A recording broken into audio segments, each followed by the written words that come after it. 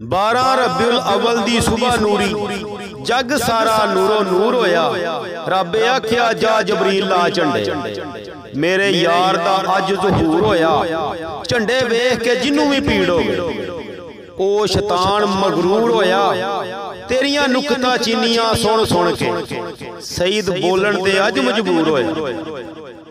मैं मिलाद आखां तू वफात आखे तेरे ज़हन विच की फतूर आया। अखी वेख लै पाक कलाम अंदर कद जाकुम मिनल्लाहि नूर आया। नूर आउण दा जिक्र करान अंदर ते नहीं जान दा जिक्र मज़कूर आया। हाज़र किस तरह साईं सरदार दिसे ओ जे तू आप नहीं दरे हजूर आया। हर एक ज़ोद अदब दी कैद अंदर अदब नहीं ते ज़ोद दा चज की है। उल्फत मेर प्यार नहीं दिले अंदर बैना मिंबरां दे उत्ते सज की है। इल्म खबर रखे इश्क नजर रखे इश्क नहीं ते इल्म दा वज की है।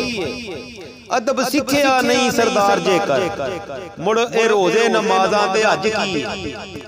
मिनल्लाहे नूर दी शरह अंदर कहे मुनकर नूर नबी नहीं नूर कताब ही है। जिस्म नूर खत नूर ज़बान नूरी हर खताब थे लाजवाब ही है। नूरो नसना कम चम गिदड़ा दा सूरो जेस लई खाना खराब ही है। साबत हो गया है सरदार साइयां तेरे इल्म दी शरह अजाब ही। चाम चिठ चम गिदड़ ते होर उल्लू ये खास दुश्मन सूरज चन्न दे ने।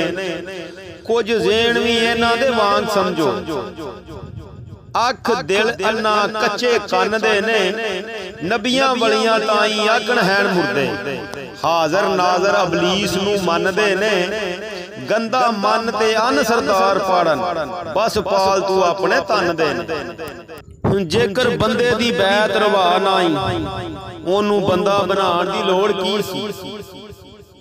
जे तौहीद दी असल ईमान दा सी मुड़ रसालत चमकाण दी लोड़ की सी। ओदी वहदत मलाइका ते मनदे सा मोड़ा शिरक वधाण दी लोड़ की सी।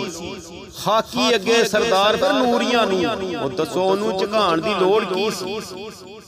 अपने वड्डे अपजारी अबलीस ताई तोक लानत पहनाण दी लोड़ की सी। ते नबियां सारियां बज़म मसाक अंदर अपना यार वखाण दी लोड़ की सी। जेकर अर्श मकाम सी नूरियां दा उथे खाकी बुलाण दी लोड़ की सी। कहना बशर सरदार जे फर्ज होंदा मिनल्लाह नूर फरमान दी लोड़ की सी।